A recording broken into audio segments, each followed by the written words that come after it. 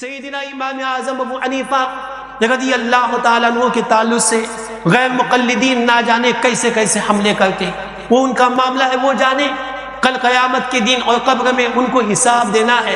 عزیزان ملت اسلامیہ، لیکن جہاں تک ہم گفتگو کریں تو معاملہ یہ ہے کہ امام اعظم رضی اللہ تعالیٰ عنہ نے امت مسلمہ کے سامنے ایک دو مسئلے نہیں بیان فرمائے، بلکہ آپ نے جو مسائل بیان فرمائے ہیں، ایک روایت کے مطابق 80,000 سے زیادہ مسائل آپ نے بیان فرمائے، ایک روایت کے مطابق 1,00,000 سے زیادہ مسائل بیان فرمائے۔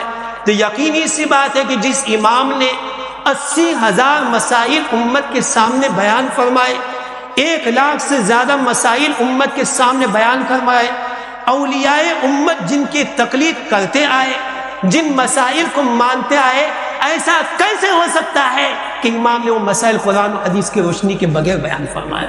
عزیزان ملت اسلامیہ، لیکن آئیے میں آپ لوگوں کے سامنے ایک حوالہ پیش کرتا ہوا چلوں، اپنی جماعت کا حوالہ نہیں ہے بلکہ غیر مقلدین ہی کا۔ غیر مقلدین کے پیشوا گزرے ہیں جن کا نام ہے نواب صدیق حسن خاں بھوپالی۔ نواب صدیق حسن خاں بھوپالی کی ایک کتاب ہے، جو کتاب انہوں نے لکھی ہے سیاہ ستہ کے مصنفین کے تعلق سے انہوں نے وہ کتاب لکھی ہے۔ تو اس کتاب میں انہوں نے کیا لکھا کہ حدیث کسے کہتے ہیں، حدیث کسے کہتے ہیں، حدیث کی تعریف کی۔ تو حدیث کی تعریف پہ آپ دھیان دینا، وہ حدیث کی تعریف میں یہ ذکر کرتے ہیں کہ مصطفیٰ جان رحمت صلی اللہ تعالی وسلم نے جو کچھ فرمایا وہ بھی حدیث، آقا کریم صلی اللہ تعالی وسلم نے جو کچھ عمل کیا وہ بھی حدیث، آقا کریم صلی اللہ تعالی وسلم کے سامنے میں کوئی عمل کیا گیا مصطفیٰ نے منع نہیں کیا تو وہ بھی حدیث۔ ایک کو حدیث قولی کہتے ہیں، ایک کو حدیث فعلی کہتے ہیں، ایک کو حدیث تقریری کہتے ہیں۔ تو یہ تینوں بھی حدیث ہے۔ تو اس نے کیا کہا نواب صدیق حسن خاں بھوپالی نے کہ آقا کریم صلی اللہ تعالی علیہ وسلم نے جو کچھ فرمایا وہ بھی حدیث، مصطفیٰ نے جو کچھ عمل کیا وہ بھی حدیث، مصطفیٰ جان رحمت صلی اللہ تعالی وسلم کی موجودگی میں کوئی عمل کیا گیا مصطفیٰ نے منع نہیں فرمایا تو وہ بھی حدیث۔ کہ اگر وہ غلط کام ہوتا تو نبی منع ضرور فرماتے، نبی کا منع نہ فرمانا دلیل ہے کہ وہ کام صحیح تھا، تبھی نبی نے منع نہیں کیا، جس کو حدیث تقریری کہتے ہیں۔ آگے لکھا نواب صدیق حسن خاں بھوپالی نے، اسی طرح سے صحابہ کا قول بھی حدیث، صحابہ کا فعل بھی حدیث، صحابہ کی تقریر یعنی صحابہ کے سامنے کام ہوا، صحابہ نے منع نہیں کیا وہ بھی حدیث۔ تعریف کس کی ہو رہی ہے؟ حدیث کی تعریف ہو رہی ہے۔ تو مصطفیٰ کا قول و فعل و تقریر بھی حدیث، صحابہ کا قول و فعل و تقریر بھی حدیث۔ آگے نواب صدیق حسن خاں بھوپالی نے لکھا، اسی طرح سے تابعی کا قول بھی حدیث، تابعی کا فعل بھی حدیث، تابعی کی تقریر بھی حدیث۔ میرا عزیز، ابھی میں نے آپ کو بتایا کہ ہمارے امام اعظم ابو حنیفہ رضی اللہ تعالیٰ عنہ نے صحابی کو دیکھا بھی ہے، صحابی سے ملاقات بھی فرمائی ہے، صحابی سے علم حدیث آپ نے اخذ بھی فرمائی ہے۔ تو میرے امام کے تابعی ہونے میں کسی طرح کوئی شک و شبہ نہیں۔ الخیرات الحسان میں امام ابن حجر مکی نے ان کو امام اعظم کو تابعی لکھا۔ تبعیض الصحیفہ میں علامہ جلال الدین سیوطی رضی اللہ تعالیٰ عنہ نے امام اعظم کو تابعی لکھا، اور بھی بہت سے سوانح نگاروں نے امام اعظم کو اپنی کتابوں میں تابعی لکھا۔ مطلب یہ ہوا کہ ہمارے امام تابعی ہے، اور وہ غیر مقلدین کا پیشوا کہتا ہے کہ تابعی کا قول بھی حدیث ہے، تابعی کا فعل بھی حدیث ہے، تابعی کا تقریر بھی حدیث ہے۔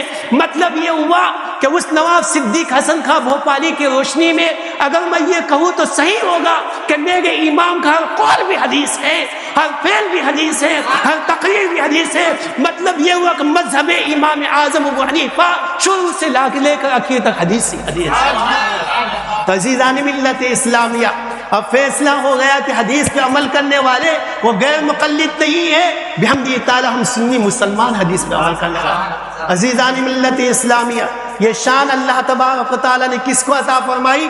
امام اعظم کو عطا فرمائی۔ یہ بھی خدا کی قدرت ہے کہ اللہ تبارک و تعالی جب حق کو ظاہر کرنا چاہتا ہے تو باطل والوں کی زبانوں سے بھی حق ظاہر ہو کر کے ہی رہتا ہے۔ عزیزان ملت اسلامیہ، کہ امام اعظم ابو حنیفہ رضی اللہ تعالیٰ عنہ کی شان ہے. امام اعظم ابو حنیفہ رضی اللہ تعالیٰ عنہ کے مسلک کو اختیار کرنے والے کون؟ آپ کے شاگردوں میں نام آتا ہے حضرت فضیل ابن عیاض رضی اللہ تعالیٰ عنہ. یہ حضرت فضیل ابن عیاض رضی اللہ تعالیٰ عنہ کون ہے؟ ابتدائی زندگی ڈاکہ زنی میں گزری، اور جب سچی توبہ انہوں نے کر لی تو انہوں نے جب مٹی کو ہاتھ لگا، اللہ نے مٹی کو سونے میں تبدیل فرمایا. یہ حضرت فضیل ابن عیاض رضی اللہ تعالیٰ عنہ شاگرد ہے کس کے؟ امام اعظم ابو حنیفہ رضی اللہ تعالیٰ عنہ. ابراہیم بن ادہم رضی اللہ تعالیٰ عنہ اپنے زمانے کے سلطان ہے، سلطان وقت ہے، لیکن جب خدا کا خوف دل میں بیدار ہوتا ہے، اللہ تعالیٰ کی طرف سے ہدایت مقصود ہوتی ہے، سلطنت کو لات مار دیتے ہیں، فقیری کو اختیار کرتے ہیں. کہ شان یہ ہوتی ہے کہ سوئی تالاب میں گر جاتی ہے، مچھلیوں کو حکم دیتے ہیں، مچھلی اپنے منہ میں سونے کی سوئی لے کر کے آ جاتے ہیں. یہ حضرت سیدنا ابراہیم بن ادہم رضی اللہ تعالیٰ کس کے شاگرد ہے؟ امام اعظم ابو حنیفہ رضی اللہ تعالیٰ عنہ کے شاگرد ہے. وہ حضرت سیدنا حبیب اجمی رضی اللہ تعالیٰ سود کھا کر کے زندگی گزار رہے ہیں، لیکن جب اللہ تبارک و تعالیٰ کی طرف سے ہدایت مقصود ہوتی ہے، جا گئے اپنے گھر سے نکل کر کے، بچے کھیل گئے، کہتے ہیں کہ دور ہٹ جاؤ، حبیب سود کھا جا رہا ہے، کئی گنہگار کی گرد ہمارے جسم پہ نہ آ جائے. حبیب اجمی چلے جا رہے. حضرت سیدنا امام حسن بصری رضی اللہ تعالیٰ عنہ کی خدمت میں حاضر ہو کر توبہ کرتے ہیں. جب توبہ کر کے واپس آ رہے، اب بھی بچے کھیل گئے، لیکن گفتگو بدل گئی. خدا کی طرف سے محبت کیسے دلوں میں ڈالی جائے؟ بچوں کو کسی نے بتایا نہیں، لیکن بچے کھیل گئے. اب وہی حبیب اجمی آ گئے ہیں، بچے کہتے ہیں کہ دور ہو جاؤ، کہیں ایسا نہ ہو کہ ہماری گرد ان کے جسم پہ جا کر کے نہ لگ جائے. یہ حضرت سیدنا حبیب اجمی رضی اللہ تعالیٰ کس کے شاگرد ہے؟ امام اعظم ابو حنیفہ رضی اللہ تعالیٰ عنہ کے شاگرد ہے. امام اعظم ابو حنیفہ رضی اللہ تعالیٰ کے مسلک پہ چلنے والے کون؟ سلطان الہند عطا رسول خواجہ خواجہ حضرت سیدنا خواجہ غریب نواز رضی اللہ تعالیٰ عنہ نے تقلید کی امام اعظم ابو حنیفہ رضی اللہ تعالیٰ. حضرت سیدنا خواجہ قطب الدین بختیار کاکی رضی اللہ تعالیٰ، حضرت سیدنا بابا فرید الدین گنج شکر رضی اللہ تعالیٰ، حضرت سیدنا سابق پاک کلیری رضی اللہ تعالیٰ، حضرت سیدنا خواجہ نظام الدین اولیاء رضی اللہ تعالیٰ، حضرت سیدنا خواجہ نصیر الدین چراغ دہلوی رضی اللہ تعالیٰ، حضرت سیدنا خواجہ بندہ نواز گیسو دراز رضی اللہ تعالیٰ، حضرت سیدنا میر عبد الواحد بلگرامی رضی اللہ تعالیٰ، حضرت سیدنا شاہ برکت اللہ رضی اللہ تعالیٰ. غرض یہ کہ پورے ہندوستان کی سرزمین پہ آپ چلے جائیے، خواجگان چشت جو اللہ کا پیغام لے کر کے مصطفیٰ کریم صلی اللہ تعالی وسلم کی تعلیمات کو لے کر کے ہندوستان کے کونے کونے میں پہلے ہم کو اکثریت جو نظر آتی ہے سب امام اعظم ابو حنیفہ رضی اللہ تعالیٰ کے دامن کرم سے وابستہ ہو نظر آتے ہیں. عزیزان ملت اسلامیہ، اب لیکن ایک چیز اور بھی ہے کہ امام اعظم رضی اللہ تعالیٰ عنہ کو یہ بلند مقام و مرتبہ کس بنیاد پہ ملا؟ تو امام اعظم خود فرماتے ہیں، امام اعظم نے اہل بیت کی غلامی کی، اہل بیت کے دامن سے وابستہ رہے، امام محمد باقی رضی اللہ تعالیٰ سے علم حاصل کیا، حضرت سیدنا امام جعفر صادق رضی اللہ تعالیٰ کے دامن سے وابستہ رہے.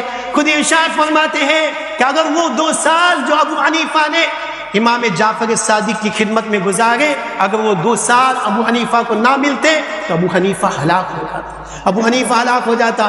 مطلب یہ ہوا کہ آج یہ سیدنا امام اعظم ابو حنیفہ رضی اللہ تعالیٰ عنہ کو جو یہ علم کی دولت اللہ نے عطا فرمائی، اور علم کی دولت کو اللہ نے عام سے عام فرمایا، مقبولیت عطا فرمائی، یہ سب کے سب اہل بیت کے گھرانے کا صدقہ. عزیزان ملت اسلامیہ، حضرت سیدنا امام اعظم ابو حنیفہ رضی اللہ تعالیٰ عنہ کے مسلک کو ہندوستان کے سرزمین پہ روشن سے روشن کرنے والی ذات امام اہل سنت سیدنا اعلیٰ حضرت رضی اللہ تعالیٰ کی ذات ہے. عزیزان ملت اسلامیہ، زکریا کاندلوی کو بھی کتاب میں لکھنا پڑا کہ اگر ہندوستان میں اللہ تعالیٰ احمد رضا کو نہ پیدا کرتا تو ہندوستان سے حنفیت مٹ جاتی، ختم ہو جاتی. مطلب یہ ہوا کہ آج ہندوستان میں جو حنفیت باقی ہے، حنفیت کا چراغ جل رہا ہے، حنفیت کا چراغ روشن ہے، یہ سب کے سب دین ہے ہمارے آپ کی امام اہل سنت سیدنا اعلیٰ حضرت رضی اللہ تعالیٰ کی. اور یہ کیوں نہ ہوتا کہ اعلیٰ حضرت رضی اللہ تعالیٰ عنہ نے بھی وہی کیا جو امام اعظم ابو حنیفہ رضی اللہ تعالیٰ کیا، اہل بیت کے دامن سے اپنے آپ کو وابستہ رکھا، اور یہ ارشاد فرمایا کہ کیسے آقاؤں کا بندہ ہو رضا، کیسے آقاؤں کا بندہ ہو رضا. بول بالی میرے سرکاروں کے، بول بالی میرے سرکار